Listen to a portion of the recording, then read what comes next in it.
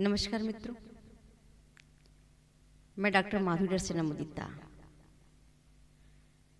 पिछली कक्षा के बाद साधकों ने बहुत निवेदन किया कि तुकांत का प्रयोग हम कैसे करें। छंद लेखन में हमें तुकांत प्रयोग करने में कठिनाइयाँ हो रही है, तो हमने उनकी कठिनाइयों को दूर करने के लिए एक सुंदर सा वीडियो डाल रहे हैं। उन्हें सुनिए, समझिए और अपनी कठिनाई को दूर कीजिए। आइए इस कक्षा पर हम बुनियादी बातें लेकर के आए हैं, जिसमें हम देखेंगे कि काव्य में तुकांत का क्या महत्व है। तो सबसे पहले तो हमको ये समझना पड़ेगा कि तुकांत है क्या चीज, या तुकांत किसको कहते हैं। पहले इसे हम समझें।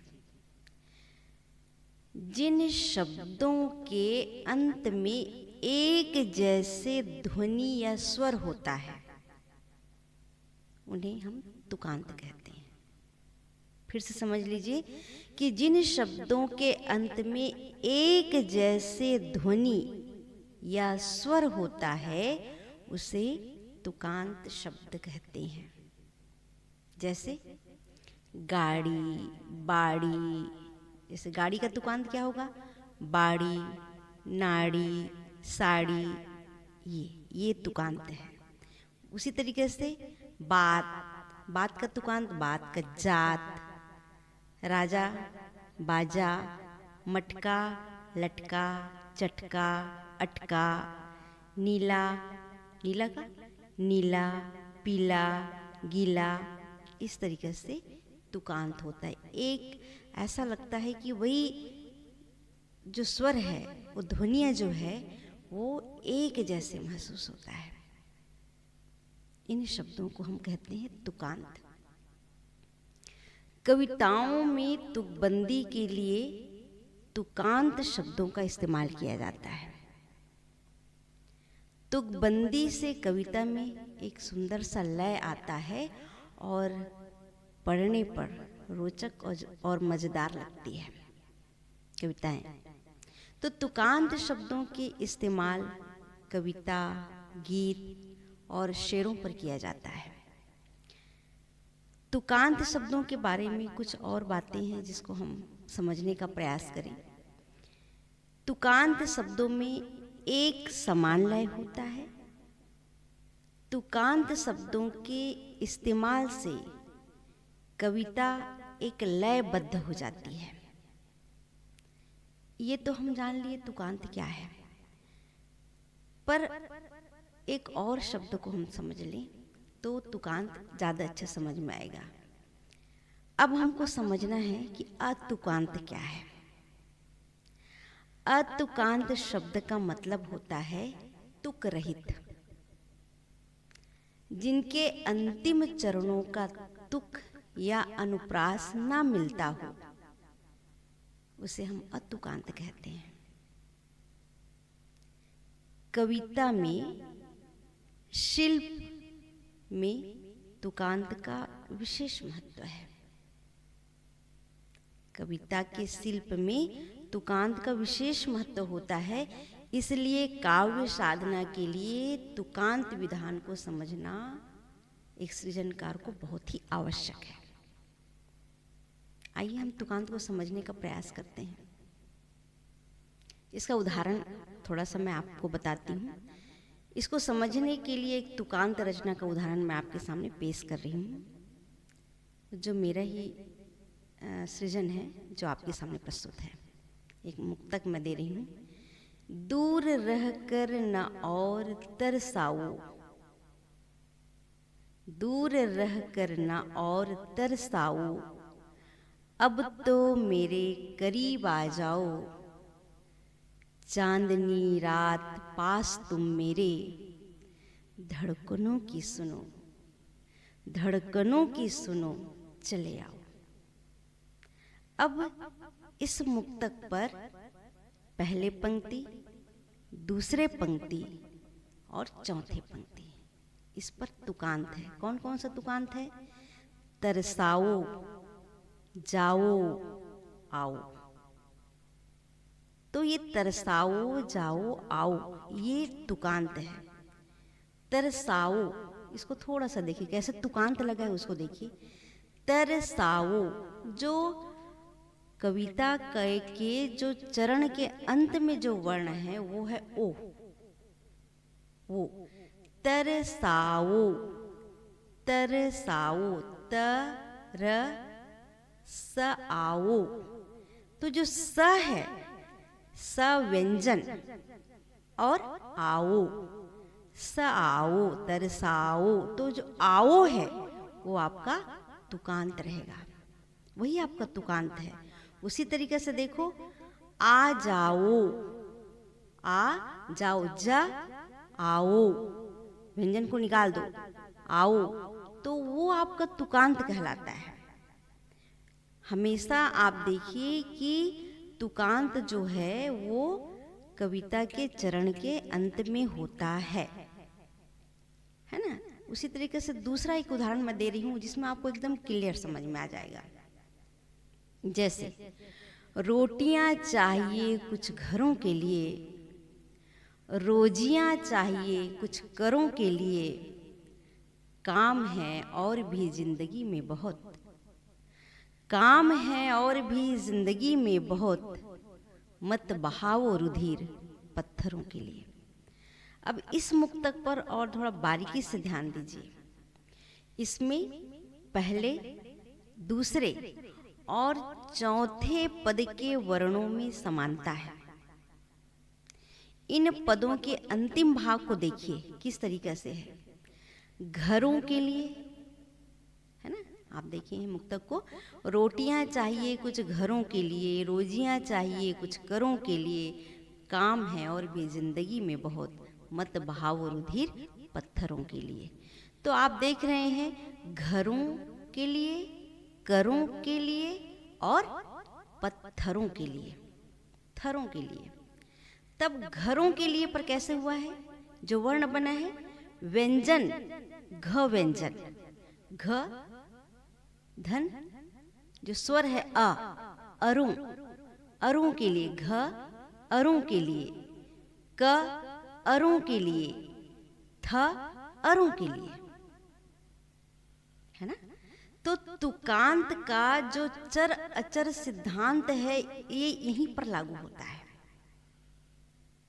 इसको गहराई से समझने का हम प्रयास करते हैं कि ये चर अचर क्या है।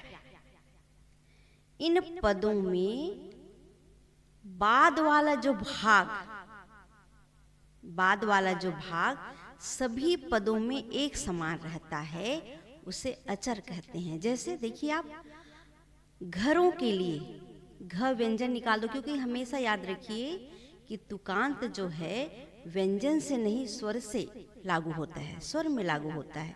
तो घ कैसे बना है, घ व्यंजन धन अ, घ धन, घ धन अ बराबर घ। तो घ व्यंजन को निकाल दो तो क्या बनेगा, अरो बचा है, घरों। तो जो अरो है, जो अरो है, तो क्या हुआ, घरों के लिए, करों के लिए और थरों के लिए। तो इन पदों में जो बाद जो भाग, सभी पद जो कैसे दिखाई दे रहा है आपको, एक समान दिखाई दे रहा है। जो समान दिखाई दे रहा है उसको ही हम कहते हैं अचर, है ना। और पहले वाला जो भाग है वो व्यंजन जो है घ, क, थ, ये बदलता रहता है, व्यंजन बदलता रहता है और उसको कहते हैं चर। ठीक है। तो चर सभी पदों पर भिन्न भिन्न होगा, और जबकि अचर जो होगा वो सभी पदों पर समान ही रहेगा। तो आप समझ गए ना, चर क्या है, चर है घ, क और थ। मतलब आपने पहले ही देखा, घरों के लिए, करों के लिए और थरों के लिए। पत्थरों कह रहे हैं तो उसका थरों, थरों के लिए ले रहे हैं। तो उसी तरीके से आप देख रहे हैं चर क्या बना, घ, क और थ। और अचर क्या बना, अरों के लिए, अरों के लिए। ठीक है। अब अचर के प्रारंभ में आने वाले शब्द जैसे अरों को क्या कहेंगे? अब घरों में घ अरों, तो अरों को क्या कहेंगे? तो अरों को कहेंगे समांत। अरों को क्या कहेंगे? समांत। तथा उसके बाद जो आने वाले जो शब्द हैं, जो भी शब्द समूह आ रहे हैं, उसको कहते हैं पदांत। के लिए आ रहा है ना, तो उसको क्या कहेंगे? पदांत कहेंगे। और जो शब्द जो है अरों के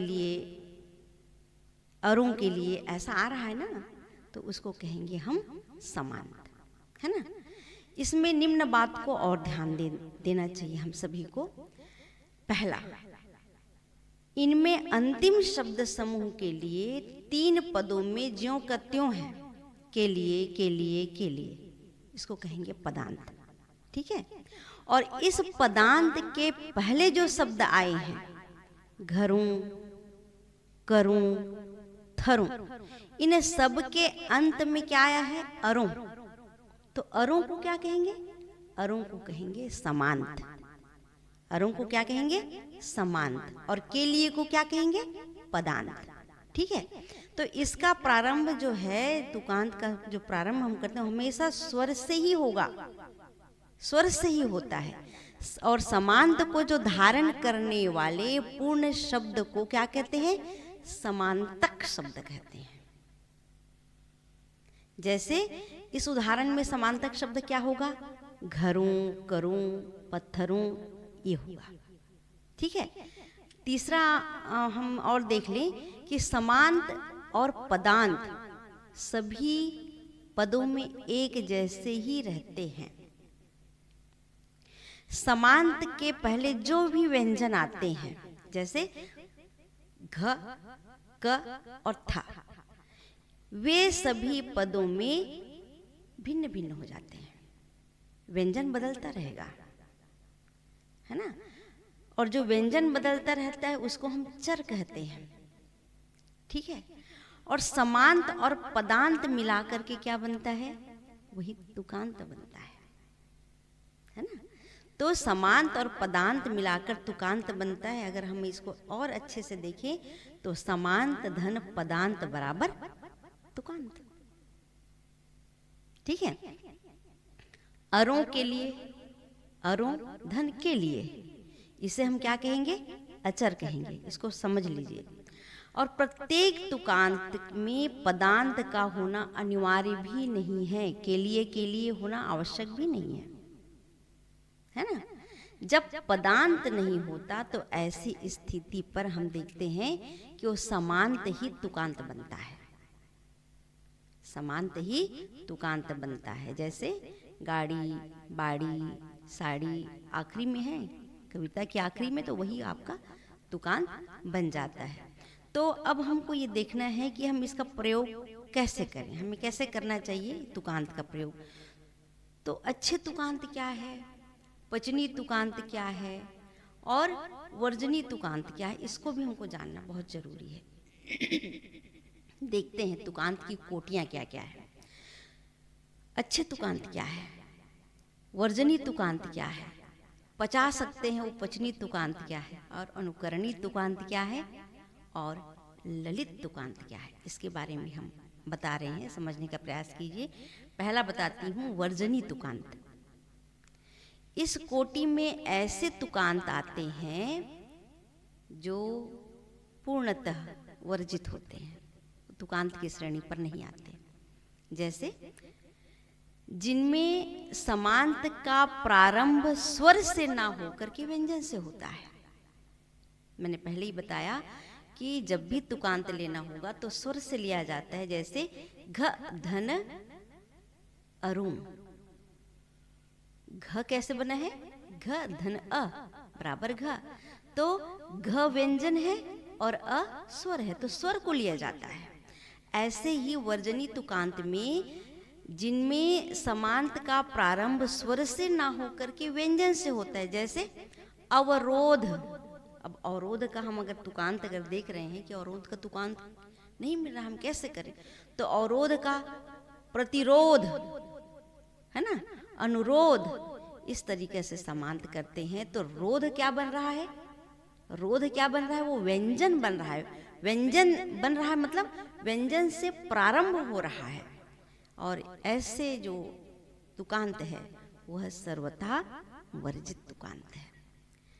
दूसरा देखिए, जिसमें समांत अकार अ होता है, जैसे सुगीत, सुगीत, अधीर, देखो वहां पे त, र, दधीच, अ, ऐसे जो समांत अ है, ऐसा भी तुकांत अगर हम ले रहे हैं तो भी वो सर्वथा वर्जित है।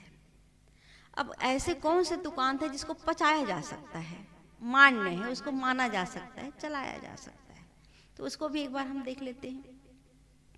इस कोटि में ऐसे तुकांत आते हैं जो वस्तुतः हिंदी में अनुकरणीय नहीं है किंतु चलन में आ गया है, इसलिए उसको स्वीकार करना पड़ता है, उसको पचाना पड़ जाता है ना। जैसे जिनमें समांत केवल स्वर होता है, केवल स्वर होता है, जैसे आ जाइए, आ जाइए, आ स्वर है, आ है ना, ये स्वर है, तो आ जाइए, दिखा जाइए, खा, आ रहा है, आ जाइए, दिखा जाइए, जगा जाइए, जिसको मैं पहले आपको एक मुक्तक बना करके आपको बताया था, बस वही वाला तुकांत है जो हम पचनी के रूप में उसको अपने सृजन पर ला सकते हैं, है ना। तो सुना जाइए, जगा जाइए, दिखा जाइए, आ जाइए, आदि तुकांत जो आ जाइए है, इसमें समांत केवल स्वर जो आ रहा है वो आ होता है या आ रहा है। ऐसे तुकांत हिंदी में अनुकरणीय नहीं है किंतु चलन में आ जाने के कारण से इसको पचनी है, इसको पचनी माना जाता है, पचा सकते हैं, इसको एक बार मान्य माना जा सकता है। ठीक है, तो वास्तव में समांत का प्रारंभ किससे होना चाहिए? स्वर से होना चाहिए, किंतु समांत केवल स्वर नहीं होना चाहिए। याद रखो, यहाँ पर उल्लेखनीय बात है, समांत जो है उनका प्रारंभ स्वर से होना चाहिए, किंतु अगर केवल स्वर है, केवल समांत स्वर है, तो ऐसा होना नहीं चाहिए। उर्दू में ये अनुकरणीय माना जाता है क्योंकि उर्दू के स्वर की मात्रा के स्थान पर पूरा वर्ण प्रयोग किया जाता है, जैसे आ की मात्रा के लिए पूरा अलिफ प्रयोग होता है ना। और देखिए आगे, जिनमें समांत के पूर्ववर्ती व्यंजन, जिनमें समांत के पूर्ववर्ती जो व्यंजन की पूर्णावृत्ति होती है, जैसे अधिकार चाहिए, व्यवहार चाहिए, प्रतिकार चाहिए, उपचार चाहिए, आदि के पदों के अंतिम भाग निम्न प्रकार से हैं, उसको आप देख लीजिए। जैसे अधिकार चाहिए, अब इसका चाहिए जो क्या हो गया, कार, जो आर है आपका समांत है, और चाहिए वो क्या हो गया, वो पदांत है। तो कार चाहिए, क धन आर, कार, क धन आर, तो ये कार ये समांत हो गया, आर जो है वो समांत हो गया, अचर, आर चाहिए, अधिकार चाहिए, क धन आर चाहिए, हाँ, प्रतिहार या हम कहेंगे उपकार चाहिए, तो क धन आर चाहिए, या उपचार चाहिए, च धन आर चाहिए। तो स्पष्ट है कि इनमें समांत के पूर्ववर्ती जो व्यंजन है वो क्या है, क की पूर्णावृत्ति हो रही है। अधिकार चाहिए, प्रतिकार चाहिए, है ना, या उपचार चाहिए, या उपचार का क्या हो जाइए, और अनुचार चाहिए, जो भी है वो इस तरीके से अगर हो रहा है तो ये भी अनुकरणीय नहीं है, किंतु चलन में होने के कारण से इसको हम पचनी मान सकते हैं। ठीक है, अब हमको देखना है कि अनुकरणीय तुकांत क्या है। हम उसको अनुकरण कर सकें, वो तुकांत क्या है जो हमेशा हमें सृजन में अपने तुकांत दोष ना हो इसके लिए आवश्यक है।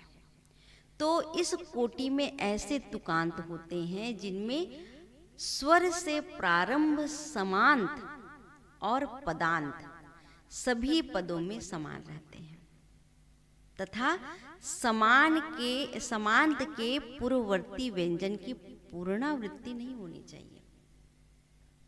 जैसे चहकते हैं या चहकते देखा, चहकते देखा, तो इसको हम कैसे करेंगे? चहकते देखा, च धन अहकते देखा। च व्यंजन है और च का जो अ है ना, पूर्ण वर्ण बनने के लिए च व्यंजन धन अ स्वर मिलाकर के एक वर्ण बना च। तो उसमें से च व्यंजन को निकाल दिए और उसके बाद में अहकते, चहकते, चहकते, महकते, म अहकते, बहकते, ब अहकते, लहकते, ल अहकते। तो जो अहकते अहकते आ रहा है वो क्या हो गया? आपका समांत हो गया। और देखा देखा देखा वो क्या हो गया? आपका पदांत हो गया, है ना। तो स्पष्ट है कि इनमें समांत जो है वो अहकते का प्रारंभिक जो स्वर है वो अ होता है, अ आ रहा है, इसको हम कहते हैं समांत कहते हैं, है ना। और पदांत में क्या आ रहा है? देखा देखा आ रहा है। तो देखा का योग अहकते देखा सभी में समान रहता है। ऐसे समांत के पूर्ववर्ती जो व्यंजन है उसके पूर्व के व्यंजन को देखो क्या क्या आ रहा है। चहकते में च अलग है, महकते में म व्यंजन अलग है, बहकते में ब व्यंजन। देखो तुकांत कैसे बन रहा है ना, व्यंजन चेंज हो रहा है, व्यंजन बदल रहा है और स्वर स्थायी है। अहकते अहकते देखा, अहकते देखा स्थायी है, लेकिन चहकते महकते बहकते लहकते इसमें से जो व्यंजन है वो बदल रहा है। ठीक है, तो ये बहुत सुंदर तुकांत है। इसी तुकांत को अनुकरणी तुकांत कहा जाता है। और एक बहुत सुंदर देखो एक ललित तुकांत आता है ना। तो इस कोटि में वे तुकांत आते हैं जिनमें अनिवार्य समांत के पहले भी अतिरिक्त समानता देखने को मिलती है, जिसमें हमको अतिरिक्त सौंदर्य का आभास होता है। जैसे चहकने लगे, चहकने लगे, तो चहचहाने लगे, मान ली जाए चहचहाने लगे, तो चहचहाने लगे में क्या होगा? चहच चहच आहाने लगे, चहच आहाने लगे। ममहाने लगे में महम आहाने लगे। लहलहाने लगे में लहल आहाने लगे। कह कहाने लगे में कहक आहाने लगे। तो इस प्रकार के जो तुकांत है चहच, महम, लहल, कहक, इनकी समता तथा चह मह लह कह के 2 बार आवृत्ति से अतिरिक्त लालित्य उत्पन्न हो गया, इसीलिए इसको हम कहते हैं ललित तुकांत। तो चहचहाने लगे, ममहाने लगे, लहलहाने लगे और कह कहाने लगे। तो इस तरीके से जिसमें सुनने में बड़ा अच्छा लगता है और हमेशा वो सब चीज़ दिमाग पर गूंजता रहता है। किसी कविता को सुनते हैं, किसी गीत को सुनते हैं तो ऑटोमेटिक वो हमारे दिमाग पर घूमता रहता है, याद स्वमेव आ जाता है। तो इसको कहते हैं हम ललित तुकांत। अब हमको ये भी जानना जरूरी है कि तुकांत का महत्व क्यों है। तो पहला जानिए कि तुकांत से काव्य में आनंद की अनुभूति होती है ना। तुकांत में काव्यानंद बढ़ जाता है। और दूसरा देखते हैं कि तुकांत के कारण जो रचना है वो भूल नहीं जाते, क्योंकि तुकांत को आप देखेंगे बार बार जब प्रयोग करेंगे तो तुकांत जो काव्य का प्राण तत्व बन जाता है। तो तो उसमें हमको भूल नहीं होते, हम उस कविता को भूलते नहीं, जिसका तुकांत बहुत अच्छा रहता है। कभी हम याद करते हैं तो वो आखिरी वाले भाग को याद करते हैं तो भी वो सारी गीत हमको याद आ जाता है। तो तुकांत के कारण रचना विस्मृत नहीं होती। कोई पंक्ति अगर भूल भी जाते हैं तो तुकांत के आधार पर हमको याद आ जाती है। और तीसरी बात, छंदबद्ध कविताओं में तुकांत का होना अत्यंत आवश्यक है, जो उनको प्रभावशाली बना देता है ना। और तुकांत की खोज करते करते रचनाकार के मन में नए नए भाव, देखो ना, आप जैसे जैसे आप लिखोगे आपको दौड़ाएगा कौन? तुकांत दौड़ाता है। वो शब्द कहता है कि मैं खड़ा हुआ हूं, मुझे इस्तेमाल कीजिए, और उसके हिसाब से आपके भाव बनते जाएंगे। वो तुकांत आपको दौड़ाकर ऐसे शब्द को निकाल करके ऐसे भाव में पिरो करके आपकी कविता को इतनी सुंदर बना देगा कि आप देखते रह जाओगे, और आपको दंग रहना, देख करके और पढ़ करके दंग रह जाओगे कि ये मेरी कविताएं हैं, है ना।